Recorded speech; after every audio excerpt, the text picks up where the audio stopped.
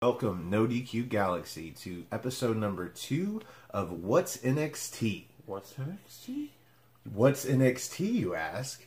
Well, that's the name that we are tentatively giving our show that we are doing now on a weekly basis. Yes, we're back, and we're going to do this every Wednesday. Probably going to be posted every Thursday or Friday. I'm not sure. But this is our show. Again, with the General Jerry Slaughter. I am the Wizard of No DQ, Stephen Osborne, and we're going to do NXT, where other channels ask you to subscribe or to patron their show to do NXT reviews. We are going to give it away for free, because that's how much we love NXT. So this week, the week of October, 3rd, we started off the show with Nikki Cross. Pretty much still going bonkers, but in an undisclosed location. Very dark, very damp. Crazy Nikki Cross. Mm-hmm. Very, very boiler room-like, but at the same time, yeah, she's off her rocker, and we're just loving it. Well, as crazy as she sounds, the little bits that you can make sense of, basically she is challenging Bianca Belair to another match. Which is, again, from last week, I believe last week's episode, maybe 2 weeks ago, but Bianca Belair and Nikki Cross several weeks ago had a match that ended in either double disqualification, double count out. I think it was a no contest thing, because they're having too much fun, is what. Yeah, Nikki Cross says that they were being bad. Mm-hmm. And speaking of being bad, she knows. We had no idea what she knows. Yeah, she knows something. She keeps on saying she knows. We're gathering that she knows somehow the attacker of Aleister Black, but I guess time will tell, because I'll tell you now that at no point during the episode this week did Nikki Cross spill the beans, and I wouldn't think it's going to happen on an NXT episode anyway. That's a takeover event. That's what I was about to say. Like, there was a severe absence of anybody being interviewed or anything of that nature, but like we've also still got people still talking about it too, and we'll get more into that here. Yeah, it wasn't as prevalent of a storyline this week throughout the show, but it was there. However, we did not have very much absence of interviews. There was a lot of backstage promos, interviews, a lot more stuff leading up into this next week and 2 weeks from now, and a little bit starting to build up. Looks like more towards TakeOver than anything else. Yeah, NXT TakeOver. It's going to be War Games number 2. So we know that. We know that tickets are on sale now for LA. Aaron Rift is doing a meetup, No DQ 20-year anniversary meetup in LA. If you want details, if you want to RSVP, if you'd like to go to nodq.com/LA, and you can get in touch with him about that. I'm pretty sure he does like giveaways and stuff, and so it's sure to be a good time. I went to, of course, the No DQ meetup in Chicago, and it was one of the best times of my life. All I can say about that. So, well, it looks like it. But we did get 4 matches in an hour, and that was pretty good. First match of the night. Candice LeRae versus Lacey Evans, which You called it? I was about to say, I figured it'd be coming up relatively soon, but at the same time, like we got it tonight, like we usually say, for free, and just not for save for a pay-per-view or anything. They wanted a nice, strong women's match to start off the show, and they delivered. They delivered with this one too. It was a good match. It was a great match, actually. I really enjoyed it. I have tons of notes on this match, whereas throughout the rest of the show, I've got a lot of notes, but not nearly as many notes, I think, for moves in this match. I was impressed. They put on quite the clinic, not just for like the female wrestlers, but for the males too. Because like everything they did was just spot on and just very fluid. Well, maybe because it was the first match of the night, but I was engaged from the beginning to the end. They kept me entertained. And it was a very basic story, you know. jealousy-ish. Bitches be tripping. Basic story, bitches be tripping. Take notes of your own. That is one of WWE and NXT's basic storylines. Bitches be tripping. Like it's pretty much, Tales all this time. Is what it is. Time. So yeah. Well, I want to mention some of these moves that they pulled off that I was impressed by. Let's see, Candice did a spring in execution. Yeah. Spring in face planter. Yeah. And I didn't see that coming. I believe you thought she was going for something else. I can't remember what you said, but it didn't look like she was going. But yeah, execution. I have never seen that before. I've seen a few people do moves coming in that spring in where you drape in your one leg and then spring off the bottom rope through the middle. Yeah. We had Lacey Evans with a cardiac arrest into a Bronco Buster, and I think I've seen her do that before, but this time really popped. It was a great looking move. Oh yeah, she got some mad air going up, and then mad air coming off of Candice LeRae's chest. And then she had Candice LeRae in the corner, and then she had her in a weird. I can't even describe the corner lock she had, but she came out of it with a head scissors. Yep. Into I guess a neck lock with the legs, and started doing push-ups. She started doing push-ups right in the middle of the move. And I guess to wrench in and out of various levels of cinching by the legs, I guess. I think she was just showing off. Yeah, and showing off. Pretty much. It's it's different, because like the Chris Jericho pin where he poses, that's a different kind of showing off. He knows he's not going to get the cover. But this, she's technically showing off at the same time she's performing a legitimate move. Yeah. Then we had LeRae comes off the second rope with a lie detector, and that's R-Truth's move where he catches him by the head basically and drops him. It's a jumping almost flatliner. Yep, that's pretty much what I was trying to think of that, or wasn't the mic check about the same thing too, or was that more like the Jeff Jarrett stroke? But yeah, I think that's more like the stroke. Yeah, it was more like the stroke. But this was a face plant more than anything, and it looked beautiful coming off that second rope. She just nailed it. And I'm not really sure how long this match was. It could have been short for all I know, but it was so fluid and it was such a good match that it didn't require length. It required the length it took them to pull off the match, and that's all it needed. What I really love about this match is it started off so scientific and so technical, and then it quickly evolved, and then it quickly devolved into pretty much one of those Jerry Springer moments. Yeah, the cat fight. The claws came out because at some point toward the end of the match, this was basically the conclusion. Lacey Evans says to Candice LeRae, she says, "You're a loser, just like your husband." And the claws came out because LeRae attacks her in the corner, starts beating on her, and then the ref has to break it up. She runs back in, starts beating on her, and the ref breaks it up. Then she takes Jerry from Jerry. It's almost Jerry Inception. Speaking of Inception, I'll get to that in a moment. Mm-hmm. But she goes in for a third round of beating on Lacey Evans in the corner, and Evans just clocks her with a woman's right. Yeah. Lays her flat.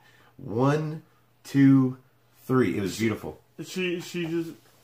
That's the thing. She was so fuming at that point. She just walked right back in like she was going to get more. Walked right into it. And all she got was a face full of knuckles. So, yeah.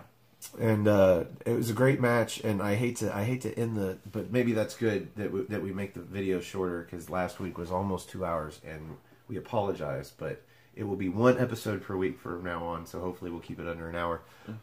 Our screen back here, we were scrolling through the YouTube channel looking for a video from Aaron to have the No DQ logo up behind us, and the idea popped into my head that maybe we should do our video and have us behind ourselves in sort of an inception, and then just every week we'll just do that with the latest video until it's just like one of those double mirror things of us going all the way back, until it's no fun anymore.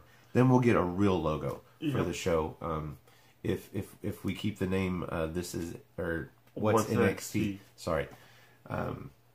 Well, maybe we'll have a logo for that. If any of you are good at doing that, make us a what's NXT logo. That would be awesome.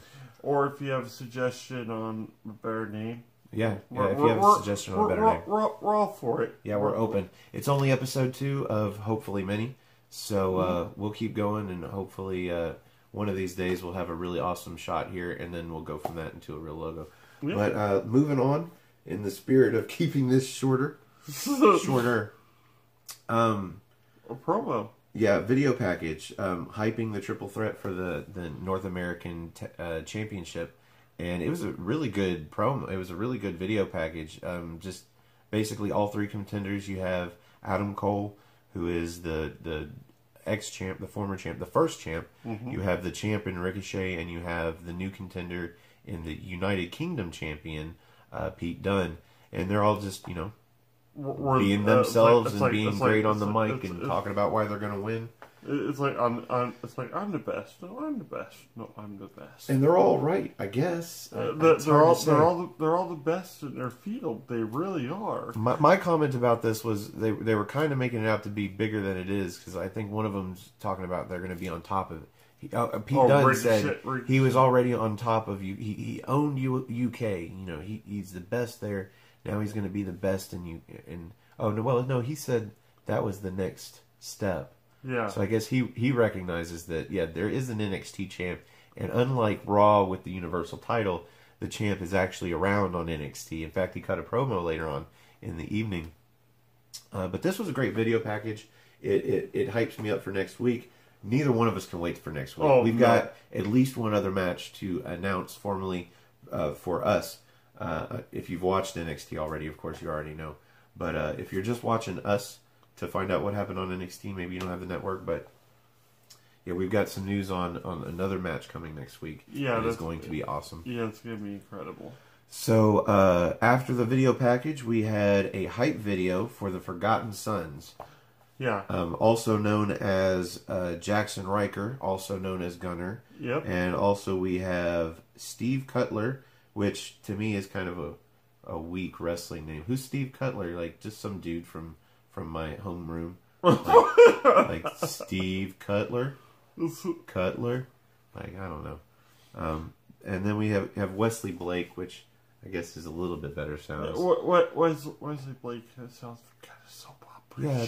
No wonder they're called the Forgotten Sons. People forget their names. I had to write them down so I wouldn't forget their names. I had to keep reading the tights myself. But I did the same for the other three-man tag group. This was a 6-man tag, and it was basically a 6-man tag squash match to get over the Forgotten Sons. We had them versus the team of Vinnie Mixon, Torrey Kirsch, and Caesar Rise. Because this was the first match with the 3 of them actually wrestling together. I don't know if it's the first match, but I think one of them got injured, so it's at least the first match in a while. Yeah. Cutler still is actually still nursing a broken nose, and now he's wearing the protective face mask. That's how we've decided to figure out who's who. We're going to associate the name Cutler with the mask. Yep. And then Blake is just the other guy. Because we both know who Gunner is. Mm-hmm. You know, call him Jackson Riker if you will, but we both know. And he definitely looks like the standout. Yeah. He is built and cut, and he looks like... He mentioned at the beginning of the match, he's the leader now? I guess so. I guess he's the leader of the Forgotten Sons. Because he's like...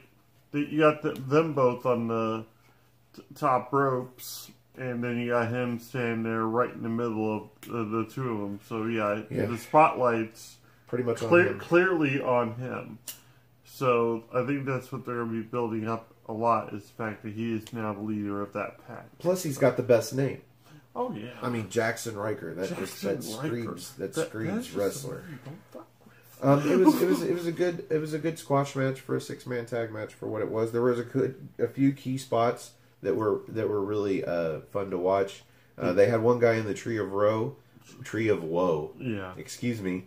had him in the Tree of Woe, and one guy did a drop kick to him, but then they followed it up with a Cutler did the drop kick to the Tree of Woe, and then Jackson ended up hip tossing Blake right into the dude that was in the Tree of Woe, and that's just great teamwork right there. They're really pushing the whole 6-man tag thing to the point where I'm thinking they're going to be incorporating a lot more of the Freebird rule after a while with the either that or they're priming for a trios tournament or a trios tag championship. Yeah, I see a trios like that's really big in Mexico, and it's one of the biggest shows in Jakarta is the King of Trios tournament that they have. They have just a whole bunch of 6-man tag matches, and it's I think it's like a 2-night tournament. And yeah, those usually have some of the most innovative moves you can really think of, because you have your people launching your opponents with 3-person attacks, or even using their own teammates as weapons, like we saw in that match with the hip toss. So. Yeah, they're definitely building up the Forgotten Sons, I guess, to replace the 3-man of Sanity. Yep. But it was a great match for what it was. Highlighting them basically is all it was meant to do, is to make them look good. Maybe a little too good. There was a point where Blake did a no-sell on a clothesline that I don't think he's big enough to no-sell that clothesline. Like, he should have taken at least a little bit of it. Like, basically, you have to have that ability to, you gotta look a little more tone, I think, in order to actually pull something off like that, or be a little bit bigger.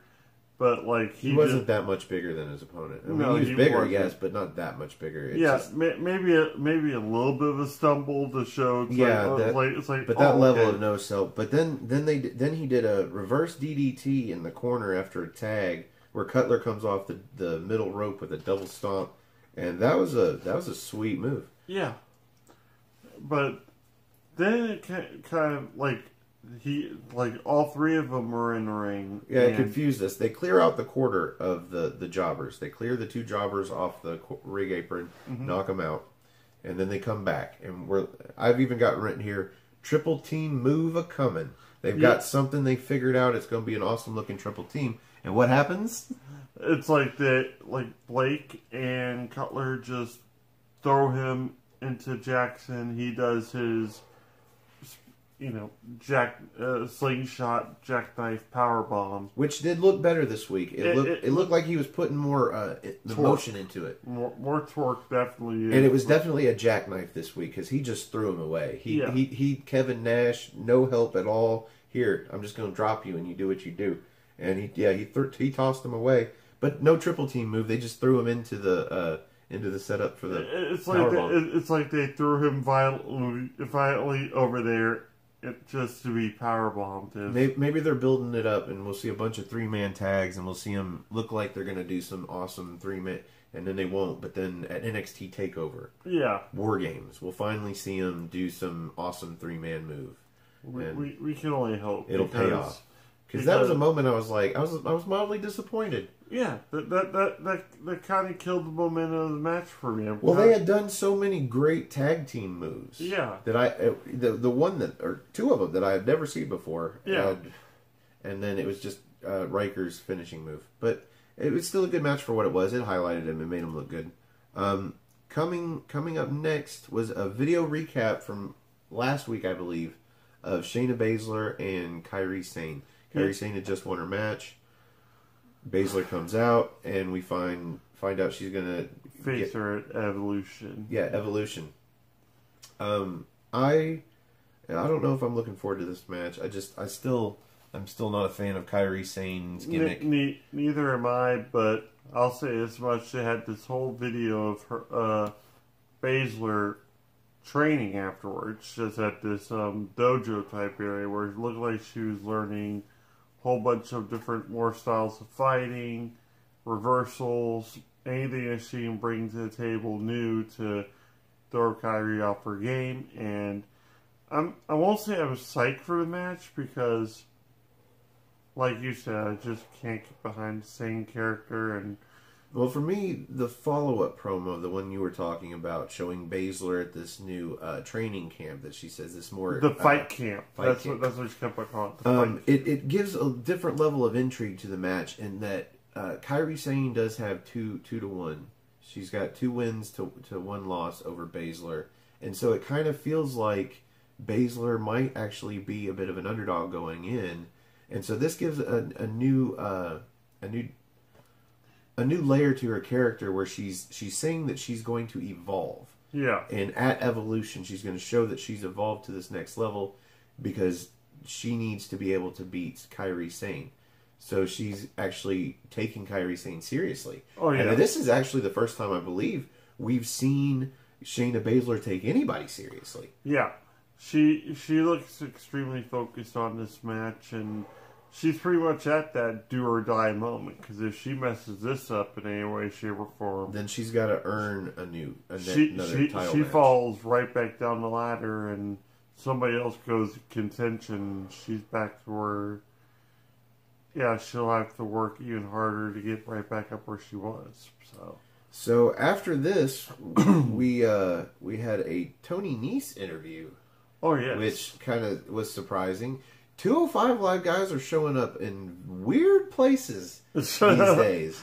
We've got 2 guys showing up on Raw as managers, and now we have Tony Nese showing up for a match on NXT. Seems like maybe they're finding places for these 205 guys, 205 Live guys, so that when the brand shuts down, they can keep some of the talent. Yeah. Just kind of bring them up little by little. That way, because I think they don't really see this as a failure, but just not as successful as NXT and these other products that they have going on right now. If they're really going to make the 205 Live idea successful, get rid of 205 Live, make it just the Cruiserweight division, put it on NXT, make NXT an hour and a half or 2 hours long, and then you can have 3 or 4 Cruiserweight matches, or maybe 3 Cruiserweight matches and 5 NXT matches. I don't know, something like that. That's how you make it work. You do it at Full Sail, and it's fine. I mean, they're not going to be put on Raw again anyway. They're not going to be put on SmackDown. Just let them do it at Full Sail so they don't have to do a full schedule for a show that barely gets any ratings. Oh yeah, just about to say, just combine the roster in general for NXT and 205 would actually just make more sense, if anything, because especially since they have the North American belt now, it only makes sense to have almost like a belt just right under that for also almost like a TV title. I mean, you got the UK Championship, but yeah, I'm assuming that's going to go away when NXT UK really takes off. It's going to go back over there, and that's where it's going to be showcased. Mm-hmm. So it'll come off of regular United States NXT television. So it makes sense. It just makes sense to me that just combine the brands, just make it all at Full Sail, where the crowd is actually going to appreciate the Cruiserweight division, going all the way back to the Cruiserweight Classic. But let's get on with the because we're actually about halfway through. Because that interview was setting up the match with Johnny Gargano, who we weren't sure if he was going to wrestle or not. He said he was coming back this week in the promo last week, but that doesn't mean he's going to have a match. I guess it should, because technically he was there. He was getting an interview. For all we know, he could have been just coming back to either watch a match or interfere on a match or whatever. But being on commentary for a match, you never know.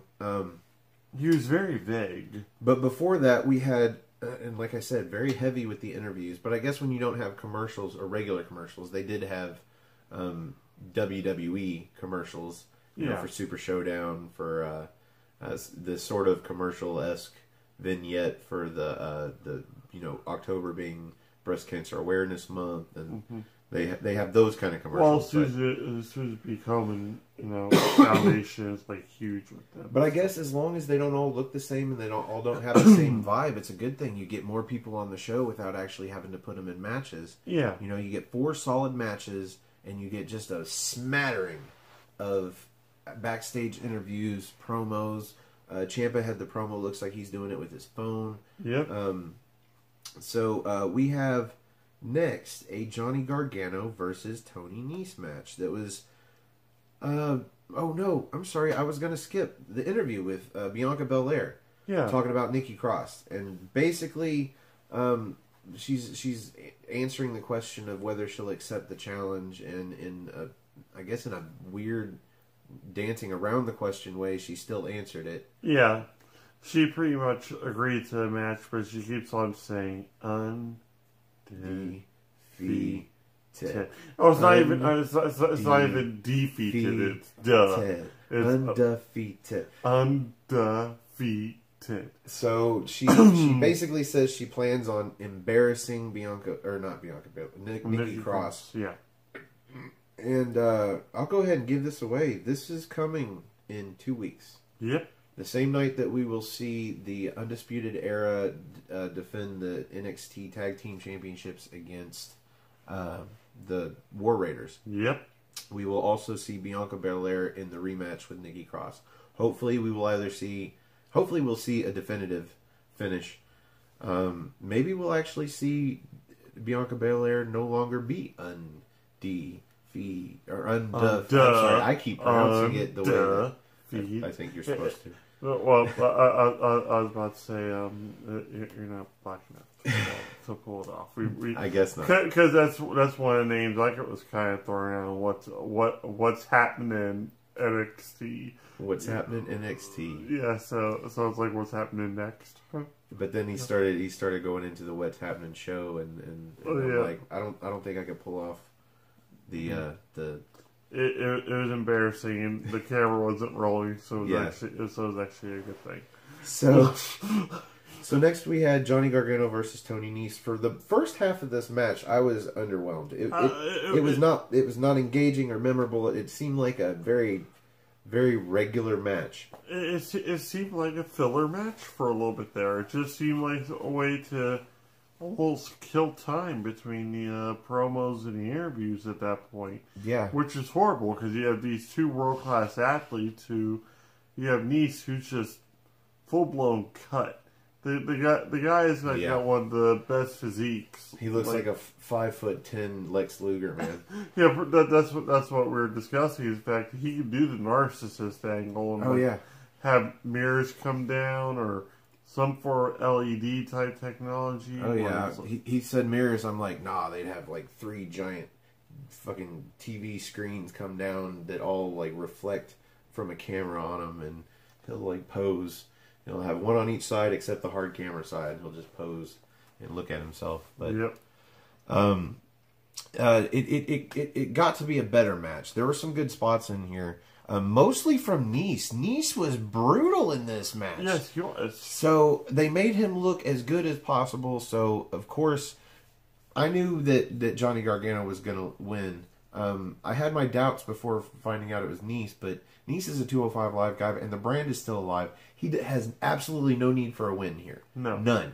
But he looked amazing. He dropped Gargano on his neck so many times.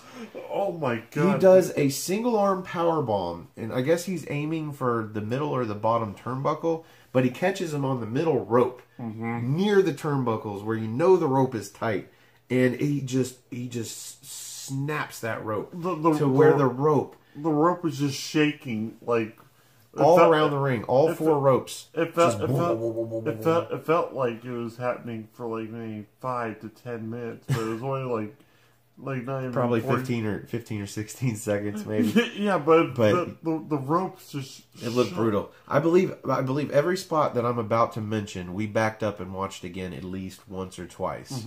So we had that to the neck. We had Nese do a backdrop. He took Gargano over the top rope, but Gargano kind of rolls with the drop and catches the back of his neck on the frickin' apron. Yep. We backed that up. We had Tony Nese with a plancha over the top rope with a 180 turn. I think then he takes him right back into the ring for a 450 splash. Yeah. And the way he actually nailed it was so crisp. So crisp. He there was like no misstep in his movement at all. He was just in the zone. It wasn't psychosis, but Was it Psychosis? Juventud Guerrero. Oh yeah, there we go. Juventud Guerrero. Yeah. He did a four. I don't know if you're the younger viewers, the younger No DQ Galaxy viewers, go back and watch some Juventud Guerrero 450 splashes. He brings them all the way into the corner, and he dives down. Yeah. And does a 450, and it's the shortest distance to the mat, and he does the 450 and lands it hard. And I don't know why he never broke his neck. Or maybe he did and I didn't know about it. But good grief. Wasn't quite that, but it was absolutely crisp looking. Yes. Then we had Nice do a German suplex into the turnbuckle. And I guess this is where Gargano got pissed off. Because from here, the match completely turns. Yeah, I was about to say, usually like a turnbuckle, like a suplex or something like that would spell the end. Back of the neck into the middle turnbuckle after working on the neck for half the match in these amazing moves. It's almost like he said, again with the neck? Yeah, he didn't no-sell it, but he almost. Because he sold it just long enough for Nice to come off the ropes, and then he super kicked him. Gargano super kicked Nice. Yeah. He took the super kick and then did a clothesline that inverted Nice. They were both down for just a moment, and then Gargano locks on the Gargano escape. Yeah. And that's the hurts donut. Yeah, he got Nice to tap, and Gargano won. We figured he was going to win. Yeah. I didn't figure they were going to make Nice look as good as he did. But I guess when you make Nice look that good and that dominant, it makes Gargano look good when he comes back. That's one of the things I really dug about the fact that Gargano and LeRae actually did hook up. Is the fact that they're both like super awesome at their job too. Yeah, so a true power couple if they ever can rise to that. Yeah, because they actually had this ability to bring out the best in any opponents that they have. No disrespect to Nice in any way, shape, or form. I always said that about Andrade Cien Almas. Yeah. Is every time somebody's like, oh, remember that match where he was so great? I'm like, every one of those matches, and even the ones that he's had on SmackDown that have been great, I'm like, he's always in the ring with somebody that's going to make anybody look good. Yeah. Like, he was in there with Black, and they're like, oh, that was a great one. Or was he? What was Gargano? He was in there. Yeah. I saw one with him and AJ not too long ago, and that was actually a really good match. But then I looked back in the match, and I'm like, AJ kind of carried him a little bit. Yeah, so I'm more interested in the matches that he has with lesser known guys, like the one that he did with Sin Cara, which was not all that impressive. Yeah, does kind of make sense to me. But anyway, we'll see. With him, we'll see. But I find that a lot with a lot of the guys that are like, oh, they're so great. I'm like, all the matches that I remember that they were great in were with guys that could make anything. They could have a match with a stick and it would look great. Yeah. So after this, we get a very long video package, really, about Danny Burch and Oni Lorcan. Yeah. And they talk about the match that I saw live in Chicago, in NXT Chicago. Apparently, was it Lorcan? Yep, Lorcan guy's like face orbital bone. Yeah. He broke his face, taking that knee from, I believe it was Roderick Strong. Was it Roderick? I thought it was okay. Roderick delivered the knee. So it was a fairly well done promo, but it wasn't. I don't know if it was hyping them so much as it was hyping their comeback. Yeah, and kind of giving them more of a baby face feel because of the broken face and coming back from it. They're definitely going with a comeback kid kind of storyline with them. It's like, yeah, we came up together because we found a mutual respect. And well, I think they said they were fighting at first, but then realized that they'd be even better if they tagged together. It was good, but it was kind of NXT version of commercial. Yeah. In between that, and then the announcements for again, like we said, Nikki Cross and Bianca Belair in 2 weeks. But we also had an announcement for next week with a match that I thought we were going to see tonight. But it's going to be next week is Kona Reeves versus Keith Lee.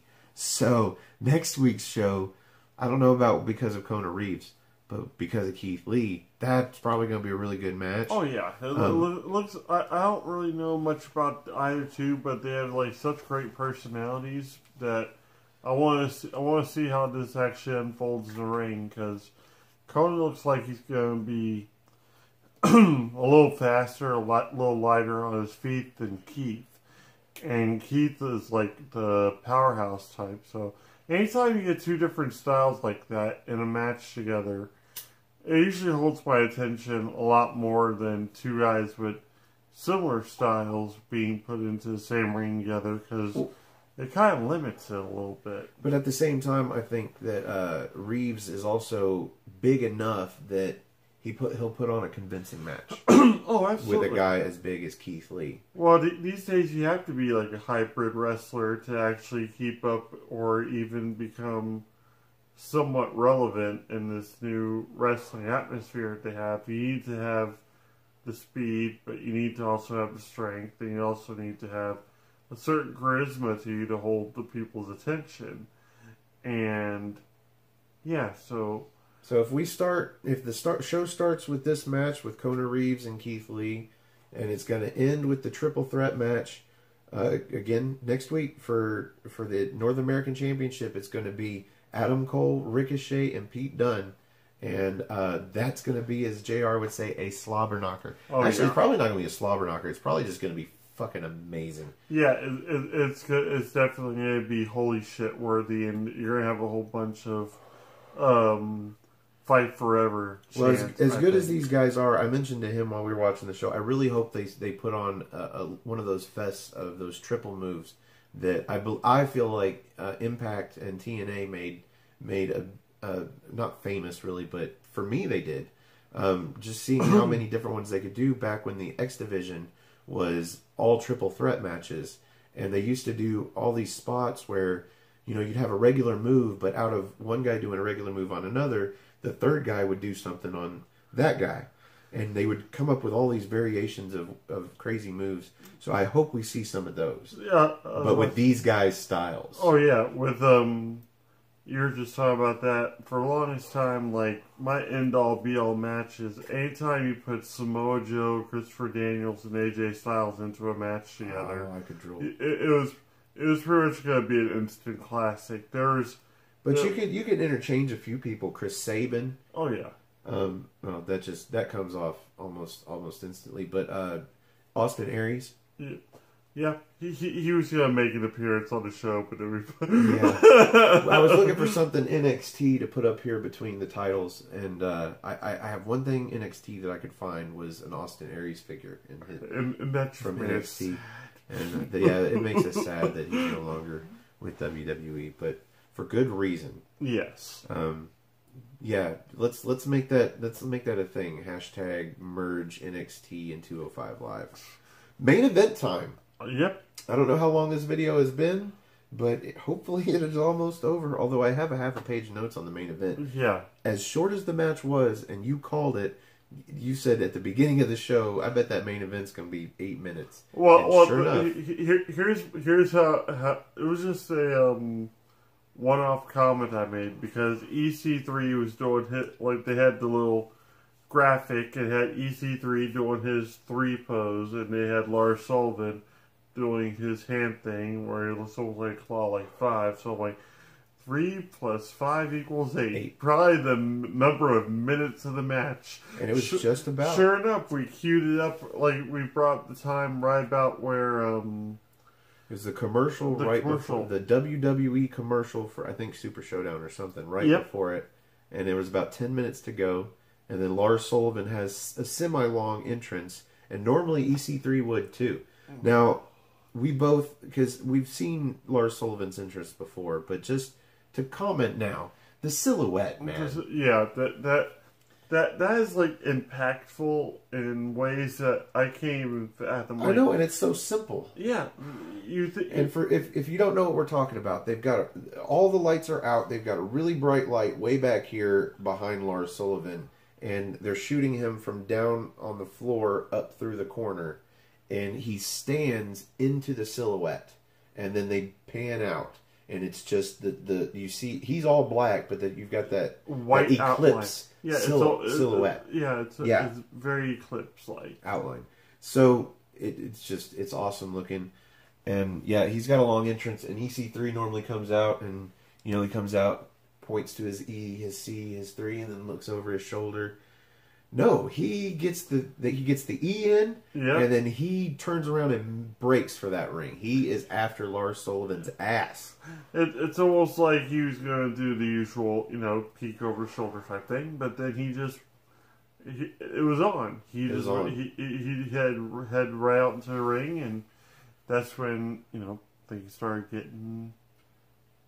It was on. It was on. EC3 put up a hell of a fight in this match. Probably more than we've seen anybody say other than Aleister Black put up against Lars Sullivan. Way more than Walker last week. He might have even put up a better fight than Aleister Black, because I believe I remember Aleister Black taking most of the beating in that match. He just came back at the end. Yeah. And a few spots during the match, come back, well, but then get beat down again. Lars is one of those ones. He's very, I'll rather say, he's very Ivan Drago-ish. You have to pretty much take a whole bunch of punishment from him. Well, you have to dish out some punishment, and EC3's strategy for dishing out the punishment was take him outside, and he kind of got a little too rough. Yeah, he threw Lars into ring steps and lacerated his back. Yeah, I won't say a big cut from the bottom of his shoulder blade up his shoulder. It wasn't wide per se, but it was long. It was long and it was swollen. It was swollen. The ref got down there to make sure that he was okay to continue. I suppose you could think that maybe he could have broken a shoulder or a rib, but he didn't. He continued the match, but EC3 beat him pretty good for a while. He had an amazing power slam.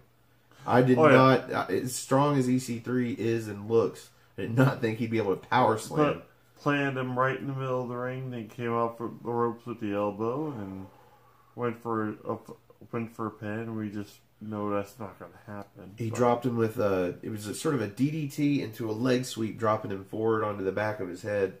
But Lars he's too much, man. He picks him up. He does what I call John Cena's fucked up suplex.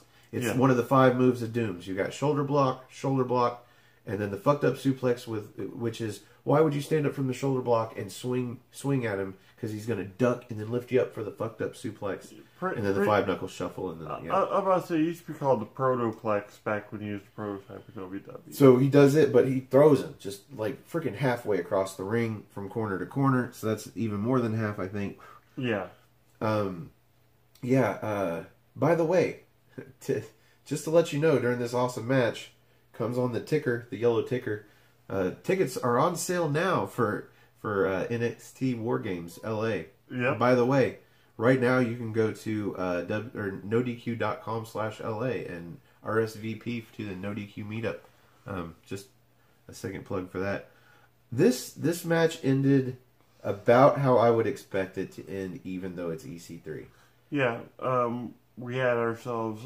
It was on the outside, and then Lars Sullivan hit him with, I guess say a backdrop. It was a freak accident. That's his finisher. EC3 goes to jump at Lars Sullivan while he's standing next to where the steps would have been had he not broken his freaking back open on him. Yeah. But he catches Lars Sullivan in the air, turns it into a freak accident on the apron. Yes. On the hardest part of the ring, guys. The most unforgiving part. And you would think that would be enough, roll him into the ring, pin him, but this is the first time I've seen this out of Lars Sullivan. He gets up on the top rope, not just a diving elbow, a falling elbow. It was a head drop. Or not elbow. Diving headbutt. Not just a diving headbutt, a falling headbutt, like a tree would fall. Just comes down on EC3's shoulder. And EC3, I don't know at what point, but this is the point I noticed. EC3 is spitting up blood. Yeah. So somewhere in this, he took a hard bump. And at that point, because he's spitting up blood and it's not just like, his head's busted open. Yeah, it's good this match had stayed at 8 minutes. That was the end. It's how I expected it. It was going to end like a squash match would, except it wasn't a squash match because EC3 looked pretty good for half of the match. EC3 put up a hell of a fight. And looked a lot less tan than last time. We'll go ahead and throw that out there because he looked a lot looked a lot less bronzed, like he had just gotten out of so it's one of those spray on tan machines. So okay, so this wasn't a 20, 25, 30 minute instant classic like we saw last week. No. Last week from the week before in the UK title versus the North American title championship. That one got a 4.5 out of 5 of the General's 5 stars. Mm-hmm. So what does the General Jerry Slaughter give this main event, this 8-minute that you called? I thought it was a good match. Yeah, Not to influence you or anything. I thought it was a good match. I thought it was a good match, but I'm thinking maybe I'm just still spoiled from Right. last 2 weeks' shows.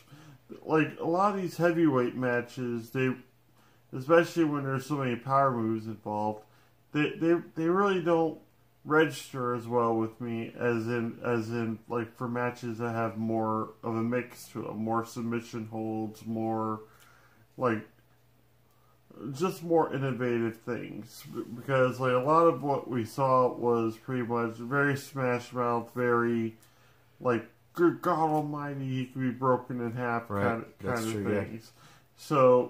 So there was a lot of impact for what little there was. Yeah, it was an 8-minute match. If it had been any longer, I think it would have felt drawn out. But if it was any shorter, it would have kind of messed up the flow of things. So I think it was like for what it was, I'd still give it about 4 stars, 4 out of 5. 4 out of 5. That's pretty generous. It's actually pretty reasonable. Yeah, it's reasonable. It's still better than pretty much anything Roman Reigns ever does. So for me, this match, opposite of the problem that I had with the North American versus the UK Championship match, where that one didn't end in a definitive finish. This one I don't think should have ended in a definitive finish, and I'll tell you why.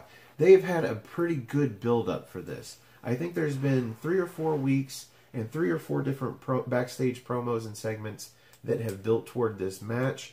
And this was not a very special feeling show. Yeah. This wasn't one of those shows like next week it's going to feel with, and maybe a match like this would overshadow, but I know we've got several weeks, we've got months until NXT TakeOver LA, or War Games. So maybe you can't keep this going until War Games, but put it on a more special show. Yeah. And then have a definitive finish.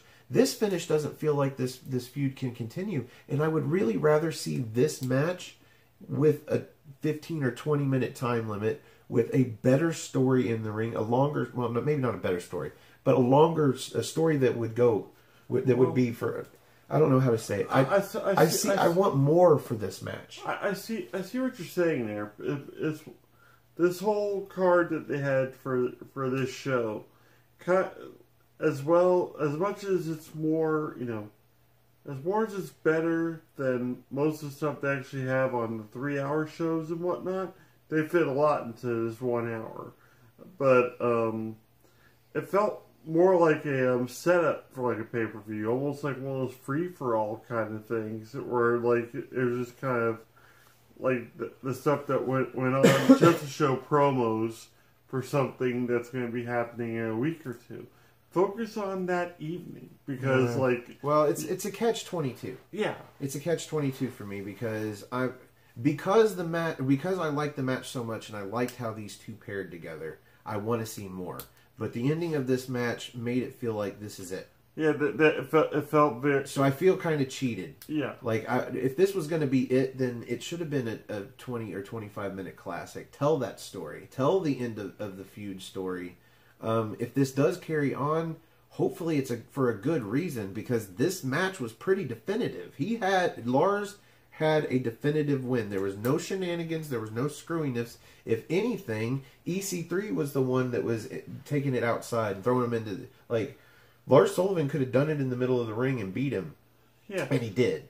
So, it's one of those matches that should not really ended with a gimmick match, or maybe like an ambulance or a last standing match or something like that. Because so I like this match so much. I wished it was longer, or I wish that it didn't have a definitive ending, so we could see another one, or maybe we will see another one. But okay, so I did like the match. I really enjoy. I mean, and especially the end was Lars just looked, and maybe it makes EC3 look a little bad, but Lars just looked like a fucking beast. And the diving headbutt. I think the fact that EC3 did take so much punishment towards the end was able to dish so much punishment out at the beginning. I mean, I guess nobody was gonna kick out of that diving headbutt after that freak accident. I was about to say it gave him a little more credibility with that. So I'm gonna go ahead and agree with you. I'm gonna give it 4 stars too. All right, cool. Out of your General's 5-star system. Yeah. His original, completely original Generals. That's sarcasm, by the way, for anybody.